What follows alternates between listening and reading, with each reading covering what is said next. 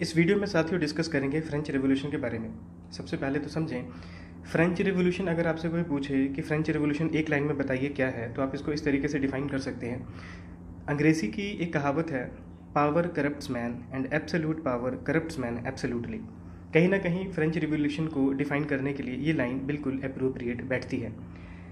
साथियों, power corrupts man and absolute power corrupts man absolutely. इस line का क्या मतलब हुआ? अगर किसी के पास पावर आ जाए तो वो करप्ट हो जाता है, वो भ्रष्ट हो जाता है, और बहुत ज़्यादा पावर आ जाए तो और ज़्यादा वो भ्रष्ट हो जाता है। ये बात बिल्कुल सही है।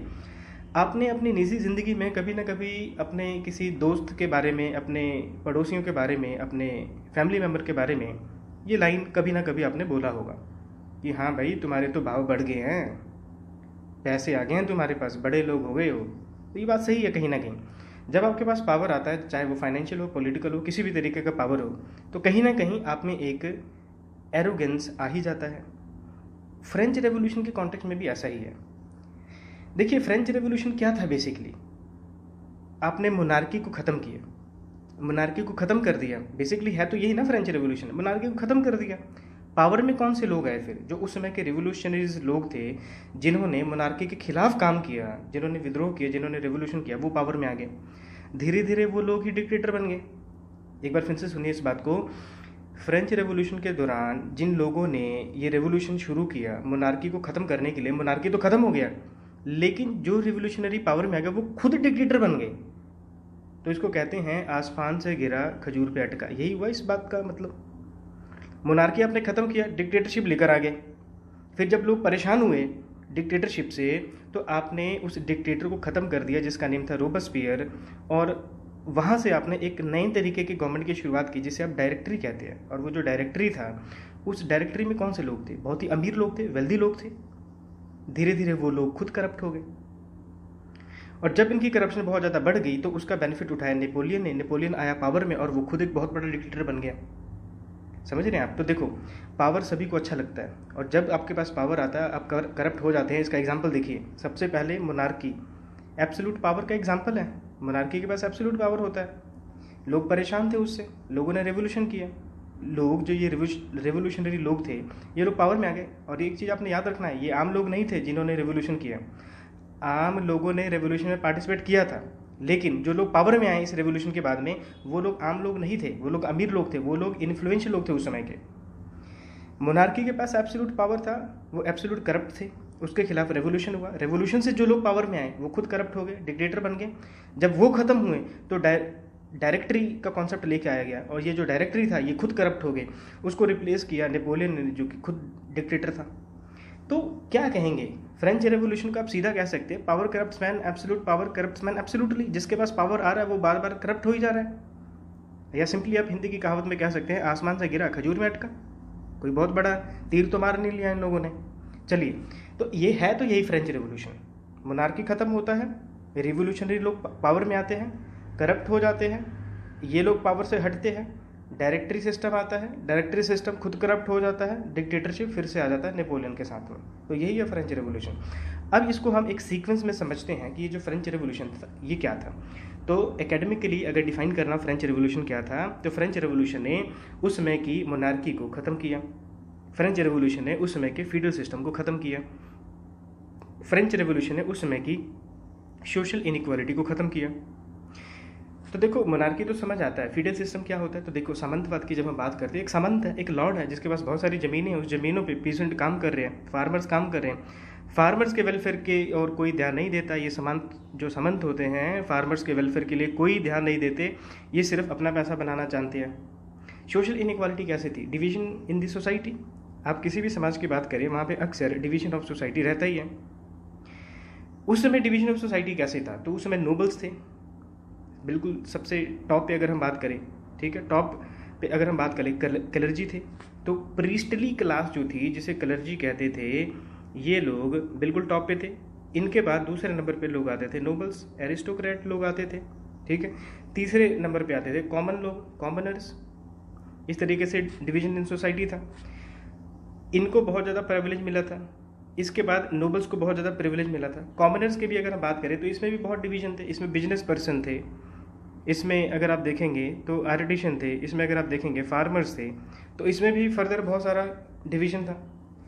तो ये जो सोशल इनइक्वालिटी थी फ्रेंच रेवोल्यूशन ने ख़त्म करने की कोशिश की। तो आप पूछोगे कि कैसे ख़त्म की? तो सोशल इनइक्वालिटी साथियों इस तरीके से ख़त्म हुई क्योंकि जो ये प्रिस्टली क्लास जो थे, ये जो प्रिस्टली क्लास के लोग थे, और अगर हम बात करें नोबल्स की, तो इनके पावर्स को ख़त्म किया गया। इनको बहुत सारे एब्सोल्यूट प्रिविलेज मिले थे, जैसे ये लोग टैक्स नहीं पे करेंगे, ठीक है, ये सिस्टम ख़त्म किया गया। ये जो एरिस्टोक्रेटिक या नोबल्स के जो टाइटल्स थे, जो देखो टाइटल्स जैसे इंडियन कॉन्टेक्स्ट में अगर हम देखें तो राय बहादुर, ठीक है, राजा, महाराजा, अधिराजा, ऐसे जो टाइटल्स यूज़ करे जाते हैं, ये कहीं ना कहीं इनइक्वालिटी को प्रमोट करता है। तो फ्रेंच रेवोल्यूशन के दौरान इन डिविजन्स को कैसे ख़त्म करने की कोशिश की गई? एक तो स्पेशल जो प्रिविलेज किसी अगर सेक्शन ऑफ सोसाइटी को मिला है तो उसको ख़त्म करें। दूसरा, अगर हम देखें तो ये जो टाइटल्स दिए गए इसको ख़त्म करके जो इनइक्वालिटी थी इसको ख़त्म करने की कोशिश की गई। तो फ्रेंच रेवोल्यूशन ने मोनार्की को ख़त्म किया, फीडल सिस्टम को ख़त्म किया, और at the same time social inequality को ख़त्म किया। फिर इंट्रोड्यूस क्या किया? तो नया कॉन्सेप्ट इन्होंने इंट्रोड्यूस किया फ्रेंच रेवोल्यूशन के दौरान, लिबर्टी का, इक्वालिटी का और फ्रेटर्निटी का। तो साथियों कमेंट सेक्शन में ज़रा बताइए कि ये तीनों शब्द लिबर्टी, इक्वालिटी और फ्रेटर्निटी इंडियन कॉन्स्टिट्यूशन के किस पार्ट में, किस पोर्शन में मेंशन है। अब हम वन बाय वन देखते हैं कि इस फ्रेंच रेवोल्यूशन के कौन कौन से कारण रहे होंगे। तो सबसे पहले हम देखते हैं साथियों पॉलिटिकल रीजंस। तो पॉलिटिकल रीजन की साथियों जब हम बात करते हैं तो पहला इसका कारण है मोनार्की।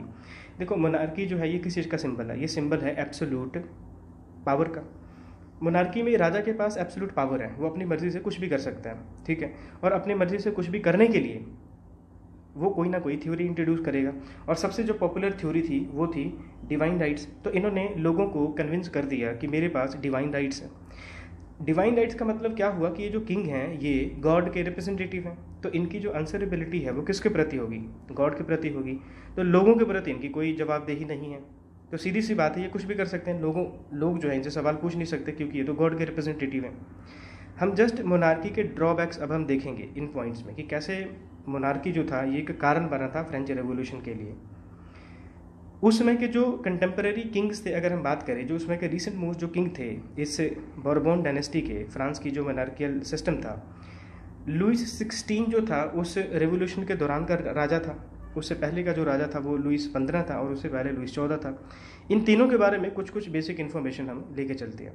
देखो लुइस 14 की अगर हम बात करें तो वो काफ़ी पावरफुल रूलर था, नो डाउट, लेकिन एट द सेम टाइम उसने इतनी लड़ाइयाँ लड़ी, इतनी अननेसेसरी लड़ाइयाँ लड़ी, जिससे ये लगभग बैंकरप्ट होने के कगार पे पहुंच गए। अब देखो जब आप लड़ाई लड़ते हो तो ऐसा तो है नहीं कि सिर्फ इसमें आपने फाइट ही करना है, इसमें इकोनॉमिक एंगल भी तो बहुत होता है। आपके सोल्जर्स लड़ाई करने जा रहे हैं तो मेजॉरिटी ऑफ जो फूड ग्रेन है आप इनके लिए अवेलेबल करवाओगे, आपको जो आर्म्ड पर्सोनल है उस पर बहुत सारा खर्चा करना पड़ेगा। तो इस सिचुएशन में आपका पैसा भी तो लगता है, फ्री में थोड़ी ये सब कुछ होता है। तो इसने बेफजूल की बहुत सारी लड़ाइयाँ करी थी, और इसका अल्टीमेटली जो इम्पैक्ट था वो किस पे पड़ा था? इनकी ट्रेजरी पे पड़ा था। तो ये तो लुइस 14 के कॉन्टेक्स्ट में है। लुइस 15 ने अपने टाइम के दौरान एक स्टेटमेंट बोला था, उसने बोला था कि मेरे बाद, आफ्टर मी द डिल्यूज, उसने बोला कि अब मेरे बाद ये जो डायनेस्टी है ये ख़त्म हो जाएगी। ये इसने ऐसा प्रोफेसी किया था, और बात ये बिल्कुल ठीक भी है। लुइस 16 की अगर हम बात करें तो लुइस 16 जो था ये फुलिश किस्म का एक राजा था। इसकी मैरिज हुई थी मैरी एंटोनेट से, जो कि अगेन एक आप कह सकते हैं ये कोई इनलाइटन लोग नहीं थे। ये हस्बैंड वाइफ की अगर हम बात करें तो ये लोग बिल्कुल आप कह सकते हैं एवरेज लोगों की तरह थे। इनका जो माइंड सेट था बिल्कुल रूलर वाला नहीं था। ऐसा मैं क्यों कह रहा हूँ? देश आपका बैंकरप्ट होने के बिल्कुल कगार पे है। लुइस 16 क्या कर रहा है कि अपने जो सिपाही है वो अमेरिका में भेज रहा है। अमेरिका के वॉर ऑफ इंडिपेंडेंस के लिए ये अपने सिपाही वहाँ पे भेज रहा है। खुद के देश में पैसे नहीं है, बैंकरप्ट के कगार पे हो चुके हैं, और ये अपनी आर्मी उधर भेज रहा है। इस वक्त सख्त ज़रूरत किस चीज़ की थी कि नोबल्स जो हैं, ठीक है, इंक्लूडिंग अगर हम बात करें ये जो रॉयल फैमिली है, इनको अपने खर्चे पे लगाम लगाना चाहिए था। डिमांड तो ये थी, लेकिन क्वीन जो थी फाइनेंशियल रिफॉर्म को कभी अलाउ नहीं करती थी, बहुत ज़्यादा इंटरफेयर करती रहती थी एडमिनिस्ट्रेशन में। तो लोग इससे भी परेशान थे क्योंकि सिचुएशन बहुत बुरा हो चुका था। इन्फ्लेशन बहुत ज़्यादा देखने को मिल रहा था, अनएम्प्लॉयमेंट बहुत ज़्यादा बढ़ चुका था, हंगर बहुत ज़्यादा बढ़ चुका था। ऐसी सिचुएशन में भी ये जो रॉयल फैमिली थी ये अपने खर्चे पे कंट्रोल कर ही नहीं रहे थे। तो इस तरीके से आप कह सकते हैं मोनार्की के ये बहुत बड़े जो रीजंस थे ये कहीं ना कहीं एक पॉलिटिकल कॉज फ्रेंच रेवोल्यूशन के लिए रहे थे। इसके अलावा साथियों अगर हम बात करें तो फीडलिज्म और सेल्फडम ये भी एक बहुत बड़ा कारण था फ्रेंच रेवोल्यूशन के लिए। फीडलिज्म की साथियों जब हम बात करते हैं तो सामंतवाद ये टर्म हमने पहले भी डिस्कस किया। सेल्फडम आप कह सकते हैं एक काइंड ऑफ फोर्स लेबर था। तो देखिए ओबीसी बात है, अगर आप फोर्स तरीके से अगर किसी से काम करवाते हैं, पैसा उसको देते नहीं है, ठीक है, तो ऐसी सिचुएशन में वो लोग कभी ना कभी तो रिवोल्ट करेंगे ना। तो ये जो सर्फ थे इन्होंने फ्रेंच रेवोल्यूशन में बढ़ चढ़ के हिस्सा लिया। फिर ऐसे अगर हम बात करें साथियों, एरिस्टोक्रेसी भी एक बहुत बड़ा पॉलिटिकल फैक्टर था फ्रेंच रेवोल्यूशन के लिए। एरिस्टोक्रेसी क्या है? एरिस्टोक्रेसी में पॉलिटिकल पावर जो है ये कुछ लोगों के पास में होता है, और ये जो एरिस्टोक्रेट हैं ओबीसी बात है, चाहे हम फ्रेंच रेवोल्यूशन की बात करें चाहे या अभी की बात अगर हम करें या रशियन रेवोल्यूशन के दौरान भी अगर हम बात करें, तो ऐसी सिचुएशन में अगर आप देखेंगे तो ये एरिस्टोक्रेट है ये बहुत ही एरोगेंट नेचर के होते हैं।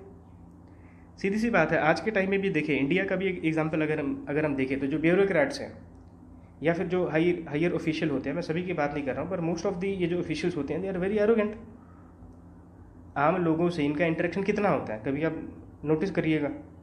तो ये जो एरिस्टोक्रेट थे ये बहुत एरोगेंट थे। इसका एक एग्जांपल अगर हम देखें, फ्रांस में लोग भूखमरी से मर रहे हैं। डिजॉन फ्रांस का एरिया था, वहाँ पे दंगे हो गए फूड के लिए, तो खाने के लिए कुछ है ही नहीं। वहाँ के गवर्नर ने क्या बोला, उसने बोला कि खेतों में घास उग चुके हैं, जाओ घास खाओ। तो यहाँ से क्या पता चलता है, एरिस्टोक्रेसी का जो ये एरोगेंट नेचर है इसका पता चलता है। तो पॉलिटिकल कॉसेस के साथ जब हम बात करते हैं तो आप कह सकते हैं मोनार्की, फीडलिज्म, सर्फडॉम, एरिस्टोक्रेसी ये मेजर पॉइंट्स रहे थे फ्रेंच रेवोल्यूशन के। अब अगर हम बात करें सोशल कॉजेज़ के बारे में, तो साथियों सोसाइटी में कौन कौन सी प्रॉब्लम्स थी। देखिए सबसे पहले एक डेटा देखिए, 1777 में 1777 में साथियों फ्रांस में 11 लाख भिखारी पाए जाते थे। तो यहाँ से पता चलता है कि उस समय के फ्रांस में कितनी इनइक्वालिटी थी। सोसाइटी को 3 पार्ट्स में डिवाइड किया गया था, और सबसे टॉप पे जो लोग थे उनको क्लर्जी जो प्रीस्टली क्लास थी, दूसरे पे नोबल्स और तीसरे पे कॉमनर्स आते थे, और कॉमनर्स भी फर्दर अलग अलग पार्ट्स में डिवाइड होते थे। अब देखिए जो ये टॉप कैटेगरी है क्लर्जी और नोबल्स हैं, इनको बहुत सारे प्रिविलेज मिले थे। कैसे, ये देखिए नोबल्स की अगर हम बात करें तो एक तो इन लोगों ने टैक्स पे नहीं करना है, दूसरा पूरे फ्रांस का 60% ज़मीन इनके पास में है। लोग गिनती में तो कम है, ये नोबल्स गिनती में कम है, लेकिन पूरे फ्रांस का 60% ज़मीन इनके पास में है। प्रिस्टली क्लास की बात करें तो नंबर अगेन इनका बहुत कम है। हम यहाँ पे बात करें हायर क्लर्जी की बात करें, हायर प्रिस्टली क्लास की बात करें, लोअर जो प्रिस्टली क्लास थी उनके पास बहुत ज़्यादा पावर नहीं था। हम हायर की बात करें, और हायर की जब बात करेंगे इनका नंबर और भी कम होगा। नंबर कम होने के बावजूद पूरे फ्रांस का 20% ज़मीन इनके पास में था, ये भी टैक्स नहीं पे करते थे। तो ये तो कारण नहीं है ना। अब देखो कुछ मतलब कि यहाँ पे सेक्शन ऑफ सोसाइटी जो है उसको प्रिविलेज मिले हुए हैं, कईयों को कुछ नहीं मिला हुआ, तो ये कारण तो बनेगा ना विद्रोह का। फिर ऐसे ही ये जो सोसाइटी के लोग हैं इनसे टैक्स देखिए कैसे लिया जा रहा है। जो पीजेंट हैं उनको टाइल करके एक टैक्स देना पड़ता था जो कि लैंड टैक्स था। जो कॉमन लोग थे उनको गबील करके एक सॉल्ट टैक्स देना पड़ता था। चर्च टैक्स लगाते थे जिसे दायित्व कहते थे। ये लोग कौन दे रहा है, ये कॉमन लोगों से ये पैसा लिया जा रहा है। और उस समय साथियों इस सिस्टम को क्रिटिसाइज करने के लिए लोग अक्सर बोला करते थे कि जो नोबल्स हैं, nobles fight clergy pray and people pay. तो इस तरीके से इस सिस्टम को क्रिटिसाइज किया जाता था लोगों के द्वारा। साथियों इकोनॉमिक रीजंस की अगर हम बात करें तो इकोनॉमिक कॉजेज थे। सबसे पहला फ्यूडलिज्म। देखो फ्यूडलिज्म ये शब्द हमने पहले भी देखा। सामंतवाद एक फीडल लॉर्ड है और वो अपने ज़मीनों पे फार्मर से काम करवा रहा है, पैसे उनको बहुत कम दे रहा है, उनका एक्सप्लॉयटेशन कर रहा है, खेती के वेलफेयर के लिए कुछ नहीं कर रहा है। ज़मीनें सब इसके पास में हैं, मिलिट्री पावर इसके पास में है, ठीक है। तो अलग अलग बेनिफिट्स इसके पास अवेलेबल तो हैं, लेकिन इसके लिए जो काम कर रहा है उसका कोई भी बेनिफिट नहीं हो रहा है। दूसरा है रॉयल लाइफ जो थी उस समय की, वो काफ़ी लेविश थी, काफ़ी लग्जूरियस थी। अब देखिए लोग भूखे मर रहे हैं आपके देश में और आप अपने खर्चे जो है उसको कम नहीं कर रहे हैं, तो ऑब्वियसली बात है कि उन लोगों को बुरा तो लगेगा ही। आपका राजा एक मौज भरी ज़िंदगी बिता रहा है और उसकी जो प्रजा है वो भूखे मर रही है, तो ये कहाँ का न्याय हुआ।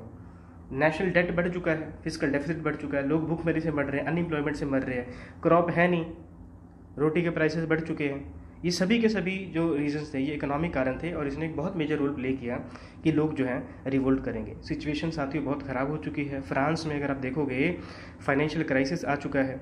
किंग के पास साथियों दो ही ऑप्शन है, या तो वो टैक्स बढ़ा दे या फिर अपने खर्चे कम कर दे। तो उसने क्या किया, किंग ने एक फाइनेंशियल एक्सपर्ट कमेटी बनाई जिसके उसने 2 मेंबर अपॉइंट किए, टुरगोट और जैक्स नेकर। तो इन दोनों ने क्या बोला कि भाई अपने खर्चे कम कर दो, ठीक है, नोबल्स के खर्चे कम करवा दो।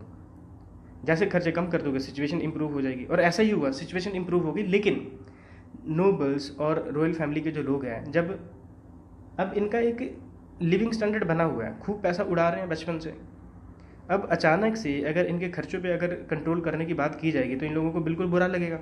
ऐसा ही हुआ।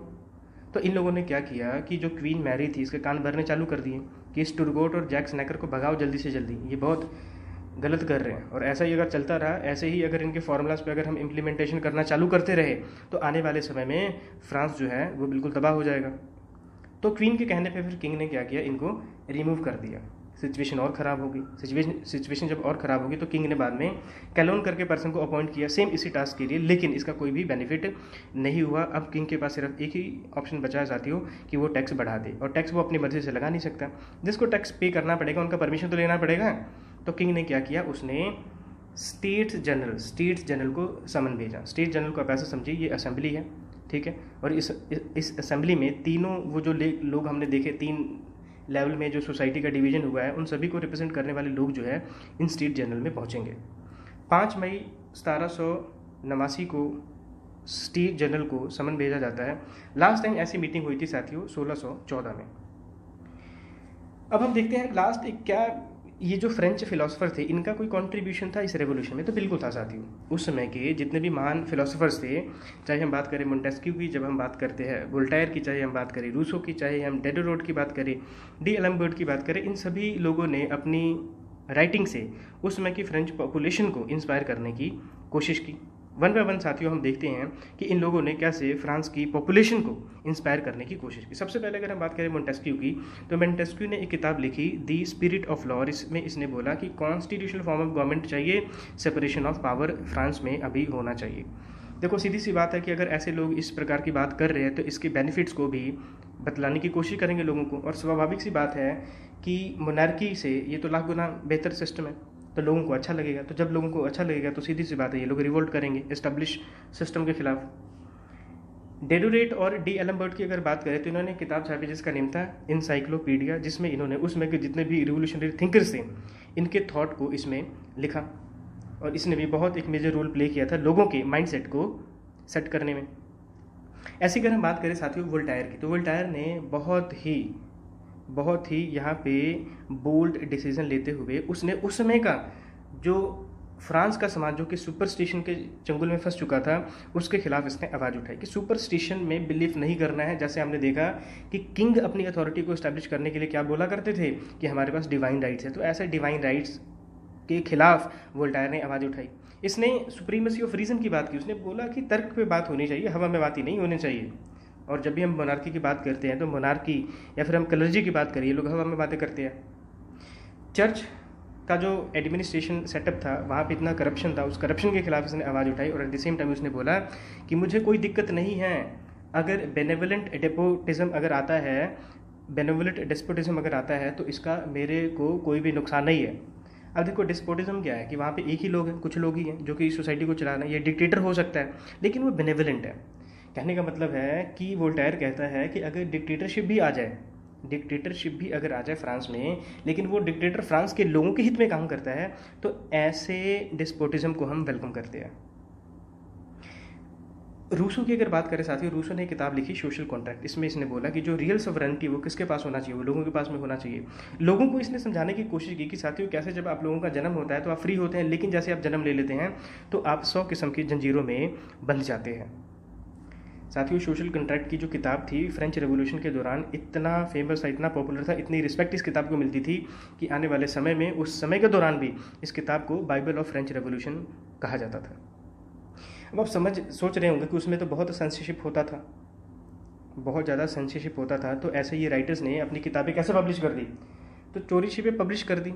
लोग पढ़ते कैसे थे, डिस्कस कैसे करते थे, तो साथियों उस समय के जो लोग थे कॉफ़ी हाउसेस में बैठ के डिस्कस किया करते थे, सैलून में बैठ के डिस्कस किया करते थे।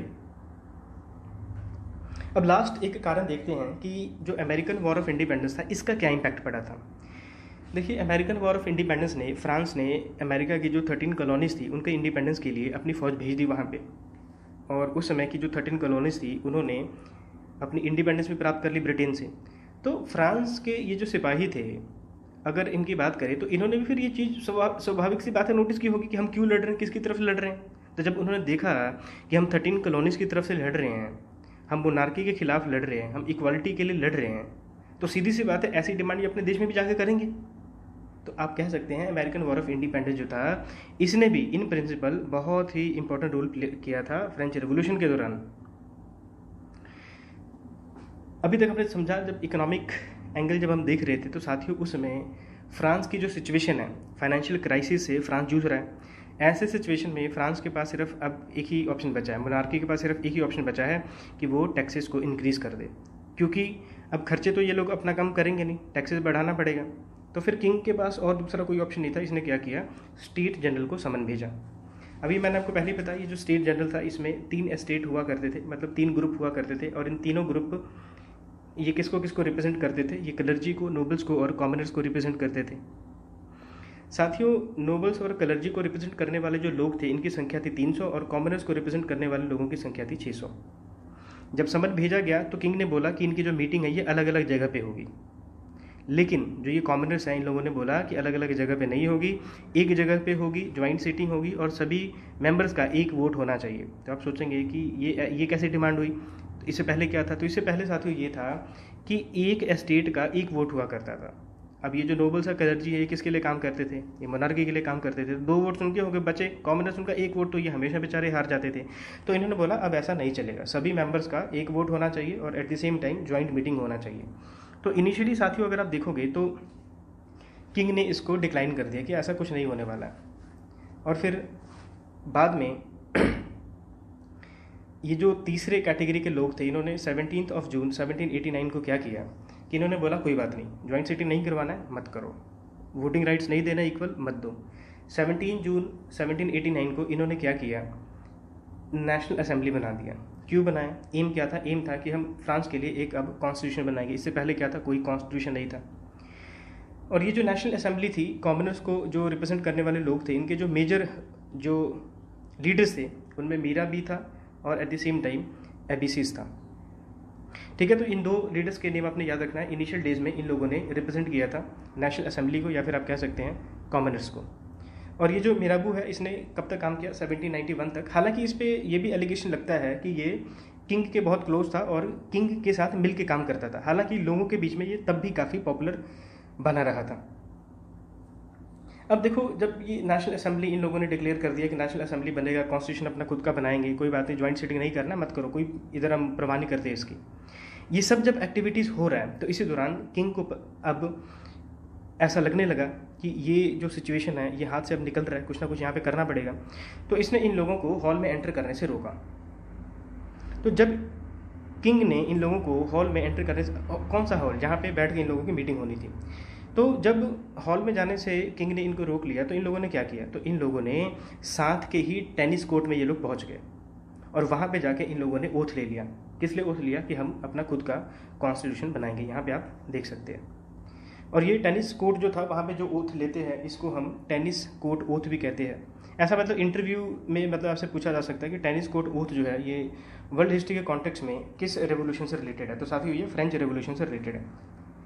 अब जब इतना कुछ हो रहा है तो किंग ये सब कुछ देख रहा है। तो किंग ने क्या किया कि ये जो भी फैसले, ये जो भी एक्टिविटीज़ किया गया था अभी तक, ये थर्ड एस्टेट के द्वारा इसको इसने इलीगल डिक्लेयर कर दिया। अब ऑब्वियस सी बात है कि अब इन लोगों को कोई फ़र्क पड़ने वाला नहीं है। ये जो थर्ड स्टेट के लोग थे इनको कोई फ़र्क नहीं पड़ने वाला है। तो बाद में किंग ने अपने आप को सबमिट कर दिया toward the will of this third state, और इसने बोला कि कोई बात नहीं, अब ज्वाइंट मीटिंग जो है ये कर लेते हैं। और इसके साथ ही अब साथियों देखते हैं कि नेशनल असेंबली जो है ये बन के तैयार हो जाता है। नेशनल असेंबली का भी टास्क क्या होगा, एक तो सबसे पहले कॉन्स्टिट्यूशन ये लोग बनाएंगे और at the same time tax लगाना है कि नहीं लगाना है इसके ऊपर ये लोग चर्चा करेंगे। इसी दौरान एक बहुत ही मेजर इवेंट साथियों होता है जिसे हम फॉल ऑफ बेस्टाइल कहते हैं। तो ये जो फॉल ऑफ बेस्टाइल है ये क्या है, सबसे पहले तो आपने डेट याद रखना है 14 जुलाई 1789 को, इंसिडेंटली आज 15 जुलाई है। फॉल ऑफ बेस्टाइल में बेसिकली क्या था, देखो सबसे पहले अब ये नेशनल असेंबली बन चुकी है, किंग ने इसको रिकग्नाइज तो कर लिया नेशनल असेंबली को, लेकिन अब इसको डर भी था कि धीरे धीरे कहीं इसकी जो पावर है इसके हाथ से जा रही है ट्रांसफर ऑफ पावर होने वाला, ये जो नेशनल असेंबली है धीरे धीरे ये पॉलिटिकल पावर के रूप में इमर्ज हो जाएगा, तो इसको डर लग रहा था, तो इसने डिसाइड किया सीक्रेटली कि नेशनल असेंबली को ये स्प्रेस कर देगा। और इसको स्प्रेस करने के लिए, इन लोगों को मारने के लिए इसने क्या किया कि सोल्जर्स जो थे ये मंगवाने शुरू कर दिए। तो वर्साई में, पेरिस में इसने सोल्जर बुलाने शुरू कर दिए और सोल्जर्स को ऑर्डर दिया कि इन सभी लोगों को मार दे। साथियों, उस समय जो फ्रांस की सेना थी, सोल्जर्स थे, इन्होंने अपने ही लोगों पे गोली चलाने से मना कर दिया। साथियों, जब भी रेवोल्यूशन होता है तो अक्सर आपने देखा होगा, जब बहुत बड़ा रेवोल्यूशन होता है तो उसमें जो सिपाही होते हैं उनका बहुत मेजर रोल होता है। देखो, अगर तो ये लोग गवर्नमेंट का साथ देंगे तो कोई भी रेवोल्यूशन सफल नहीं हो पाएगा, लेकिन अगर इसमें इन लोगों में इंसानियत जाग गई, अगर ये लोगों के साथ खड़े हो गए तो वो रेवोल्यूशन जो है वो सफल हो जाएगा। और ऐसा ही हुआ। इन सोल्जर्स ने नेशनल असेंबली के जो ये लोग थे इन पे गोलियां चलाने से मना कर दिया। अब जैसे ही इन लोगों को पता चला, फ्रांस के लोगों को पता चला कि इनका जो राजा है ये अपने ही लोगों को मारने के लिए सेना इसने बुलाया था, तो स्वाभाविक सी बात है कि लोग भी तो पागल हो जाएंगे। लोग वायलेंट हो गए, जगह जगह लोगों ने एरिस्टोक्रेसी के खिलाफ राइट्स करने शुरू कर दिए। और इसकी शुरुआत सबसे पहले अगर आप साथियों देखेंगे तो लोगों ने शुरुआत कैसे की। सभी लोग इकट्ठे हुए, बेस्टाइल पहुंचते हैं। बेस्टाइल बेसिकली क्या है, तो बेस्टाइल एक प्रिजन है, फ्रांस का एक प्रिजन है, और इस प्रिजन का बहुत लंबे समय से इस्तेमाल किया जा रहा था पॉलिटिकल ओपोनेंट जो लोग थे उनको इम्प्रिजन करने के लिए। तो जो भी रूलिंग अथॉरिटी के खिलाफ, मोनार्की के खिलाफ बोलेगा, उसकी सिर्फ और सिर्फ क्या जगह हुआ करती थी, जेल हुआ करती थी। तो जेल में बहुत सारे पॉलिटिकल प्रिजनर्स जो थे वो कैद थे। इस प्रिजन को डिमोलिश करने का जो ये इवेंट था इसको लीड करा था कैमाइल डेस्मोलिन। साथियों, सभी लोगों ने मिलकर इस बेस्टाइल प्रिजन को डिस्ट्रॉय किया और जितने भी प्रिजन्स थे उनको रिहा करवा दिया। और ये जो इवेंट है फॉल ऑफ बेस्टाइल का, इसको हम एक सिंबल के रूप में देखते हैं। इसे हम ट्रायम्फ ऑफ लिबर्टी कहते हैं कि यहाँ पे आज़ादी की जीत हुई है। सिचुएशन साथियों अगर हम 1789 की देखें तो क्योंकि 1780s में ड्राउट आया हुआ है, फसल अच्छी हुई नहीं है, और जो अमीर लोग हैं उन्होंने फसलों का, खाने पीने वाली जो चीज़ें हैं उसको होर्ड कर लिया है, तो आम जनता के पास तो कुछ भी नहीं है। आम लोग भूखे मरे हुए हैं, कुछ समझ नहीं आ रहा है। इन लोगों ने क्या किया कि इन्होंने एरिस्टोक्रेसी के खिलाफ आवाज़ उठानी चालू की। जहाँ जहाँ ये लोग नोबल मिल रहे हैं इनको मारना काटना शुरू किया, इनके महलों को गिराना चालू कर दिया। बहुत भयंकर लेवल पे जो ये आम लोग थे इन्होंने अपने अपने नोबल्स के खिलाफ कार्रवाई करनी चालू कर दी। और इसी प्रोसेस में इन्होंने बोला हम नहीं मानते क्या फीडलिज्म है, हम नहीं मानते सर्फडोम क्या है, हम नहीं मानते क्लास डिस्ट्रिक्शन क्या है, और इस तरीके से ये सारे सिस्टम को ख़त्म किया जाता है on the eve of fall of Bastille.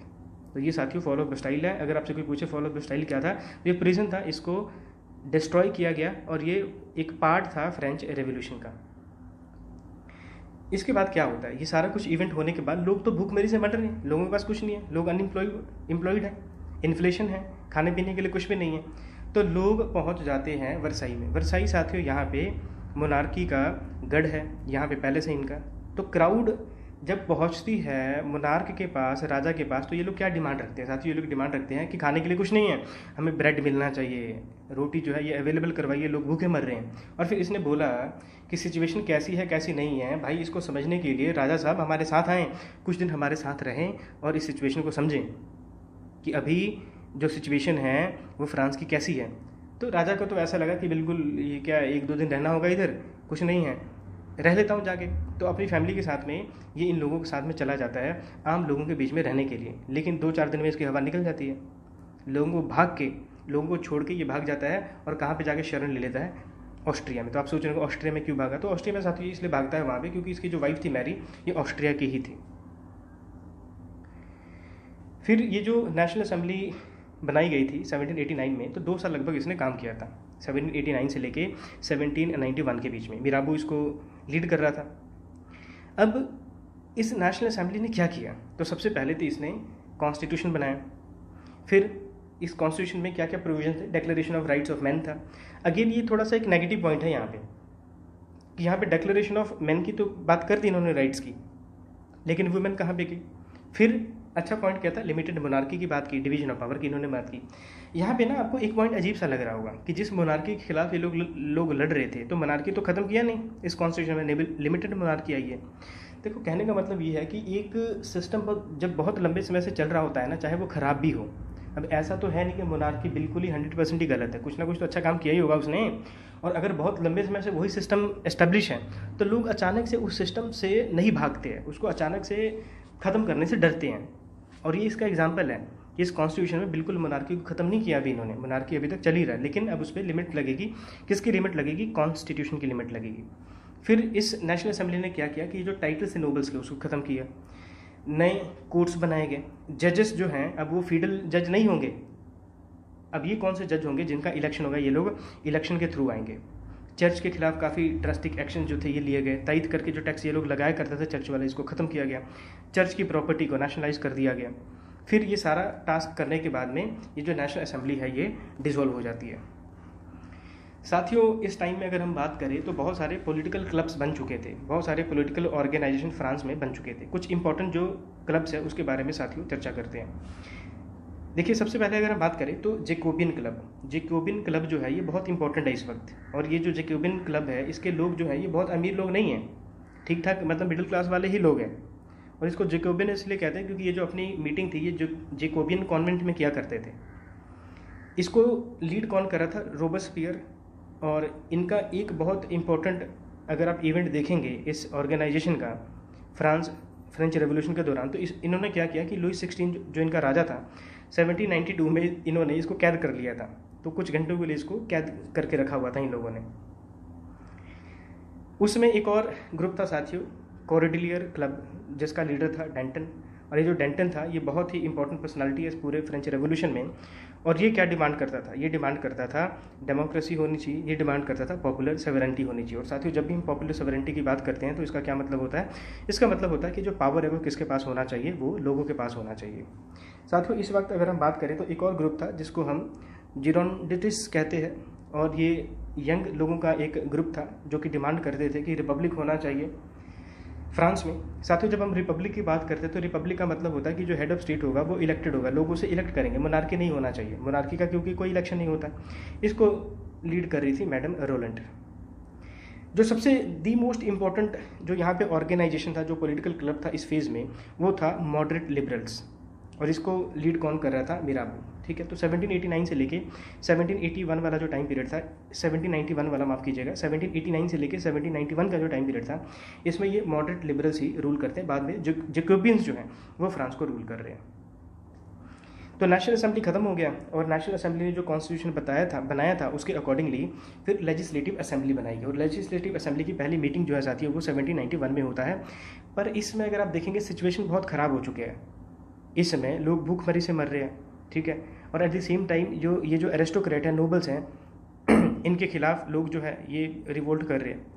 तो उस समय के जो नोबल्स थे वो लोग फ्रांस को छोड़ के भाग जाते हैं, ऑस्ट्रिया में भाग जाते हैं, प्रुशिया में भाग जाते हैं। और वहाँ पे जाके ये लोग वहाँ की गवर्नमेंट के साथ में कंस्पायर करते हैं कि जो ये रिवोल्यूशनरी गवर्नमेंट एस्टैब्लिश हुई है फ्रांस में, इसको किसी तरीके से ख़त्म किया जाए।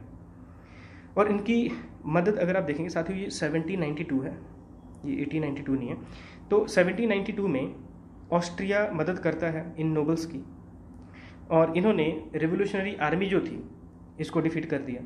अब ये देखो कोई बहुत बड़ी बात नहीं है, ऑस्ट्रिया की एक एस्टैब्लिश आर्मी है। अब ये जो रिवोल्यूशनरी आर्मी है, रिवोल्यूशनरी के थोड़ा स्पेलिंग आप सही कर लेना, यहाँ पे टी आएगा, आर नहीं है।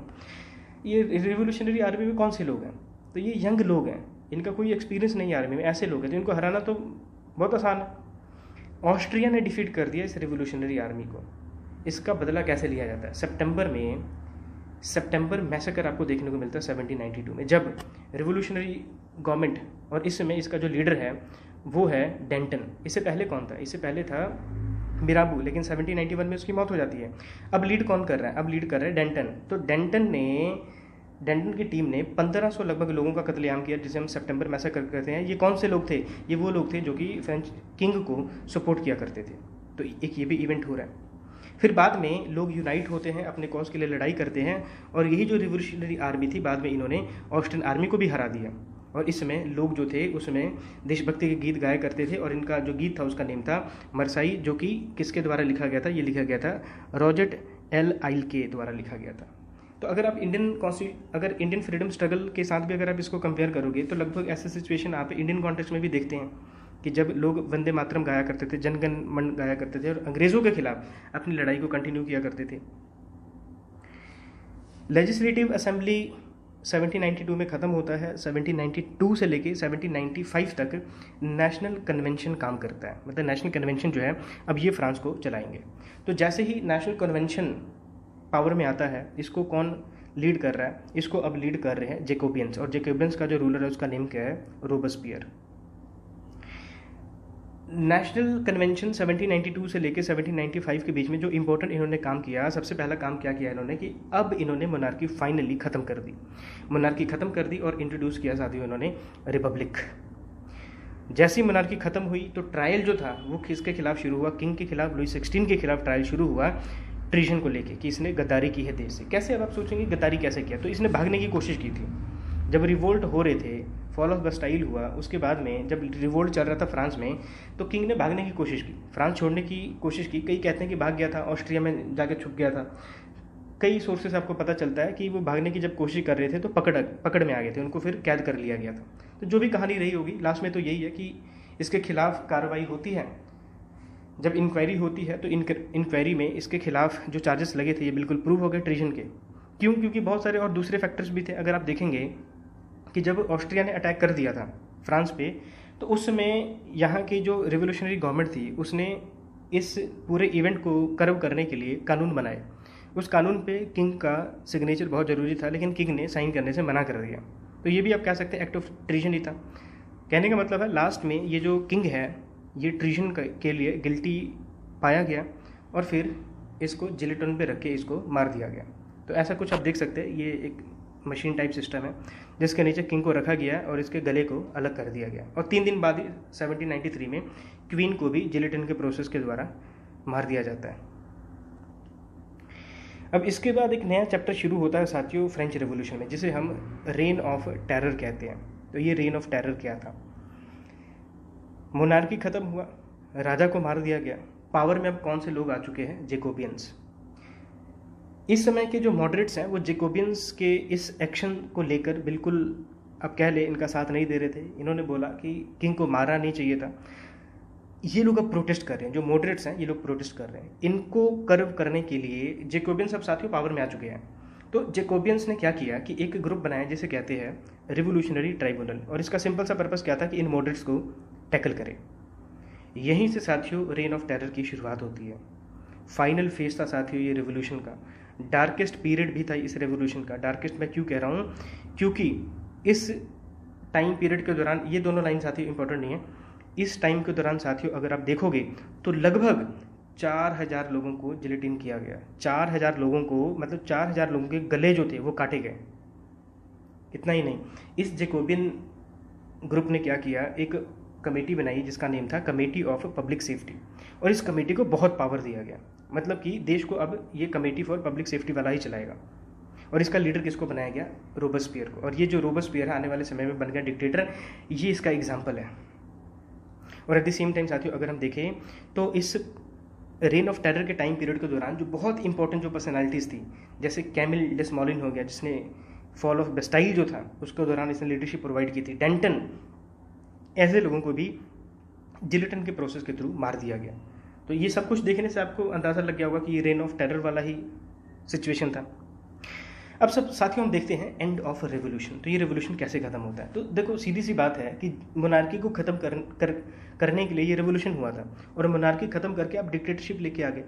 तो जब हम बात करते हैं जेकोबियन क्लब्स की, या फिर जो जितने भी पॉलिटिकली ओपोनेंट जो लोग थे, ये सभी अब रोबेस्पियर से परेशान हो चुके थे क्योंकि वो डिक्टेटर बन चुका था। तो इन लोगों ने फिर बाद में क्या किया कि रोबेस्पियर को भी फिर उसी प्रोसेस के थ्रू जिलेटिन कर दिया, इसको भी मार दिया। तो जैसे ही रोबेस्पियर मरता है तो रोबेस्पियर के मरने के बाद में एक नया सिस्टम यहाँ पे शुरू होता है। और ये जो नया सिस्टम आता है इसके दौरान इन्होंने क्या किया, सबसे पहले रिवोल्यूशनरी ट्राइब्यूनल को ख़त्म किया, और ये जो कमेटी बनाई गई थी कमेटी ऑफ पब्लिक सेफ्टी, इसको भी, इसके पावर को ख़त्म कर दिया गया लगभग। जेकोबियन क्लब को ख़त्म कर दिया गया। नेशनल कन्वेंशन जो बनाया गया था इसने वापस से एक कॉन्स्टिट्यूशन बनाया, और इस कॉन्स्टिट्यूशन के अकॉर्डिंगली एक बनाई जाएगी डायरेक्टरी, और ये जो डायरेक्टरी है अब ये फ्रांस को चलाएंगे। और इस डायरेक्टरी में कितने लोग होंगे? इस डायरेक्टरी में 5 लोग होंगे। मतलब कि फ्रांस को चलाने के लिए अब एक नया सिस्टम बनेगा, और इस नए सिस्टम को हम कहेंगे डायरेक्टरी, और इस डायरेक्टरी में साथियों 5 लोग होंगे। लेजिस्लेटिव पावर मतलब कानून बनाने का जो पावर है ये दिया जाएगा 2 हाउसेस को। एक हाउस को कहेंगे काउंसिल ऑफ 500 और एक काउंसिल को हमने कहना है काउंसिल ऑफ एंशिएंट। 1795 में साथियों ये जो कन्वेंशन था ये तो हो गया ख़त्म, और पावर जो था किसके पास आ गया, डायरेक्टरी के पास में। और ये जो डायरेक्टरी के ये जो 5 लोग हुआ करते थे, या फिर इस काउंसिल ऑफ 500 और काउंसिल ऑफ एंशिएंट के जो ये मेंबर्स हुआ करते थे, ये कोई आम लोग नहीं थे, ये अमीर लोग थे, काफ़ी इन्फ्लुएंशियल लोग हुआ करते थे। With the passing of time अगर आप देखोगे तो ये जो डायरेक्टरी है ये बहुत ही करप्ट बॉडी बन गई, और इसका अल्टीमेटली बेनिफिट किसने उठाया, नेपोलियन ने। तो नेपोलियन 1799 में इस सिस्टम को, इस डायरेक्टरी को ख़त्म कर देता है, खुद पावर में आ जाता है, और 1804 में कॉन्सुलेट एस्टैब्लिश करता है और अपने आप को पहला काउंसिल डिक्लेयर कर लेता है, पहला रूलर अपने आप को डिक्लेयर कर देता है। तो इसके साथ ही आप देखो मोनार्की ख़त्म किया, डिक्टेटरशिप आया, फिर गवर्नमेंट आई, फिर डिक्टेटरशिप आ गया। तो लास्ट में साथियों हम देखते हैं कि इस फ्रेंच रेवोल्यूशन का रिजल्ट क्या है, आउटकम क्या है। तो देखो ये तो एक पॉजिटिव यहाँ पे रिजल्ट आया, लिबर्टी आया, इक्वालिटी आया, फ्रेटर्निटी आया, मोनार्की ख़त्म हुआ, डिक्टेटर आ गया नेपोलियन के रूप में, लार्ज एमिग्रेशन हुआ। तो देखो लोग भूखमरी से मर रहे हैं, लड़ाई लगी हुई है, सिविल वॉर चली जा रही है फ्रांस में, तो बहुत लार्ज नंबर पे एमिग्रेशन भी आपको देखने को मिलता है।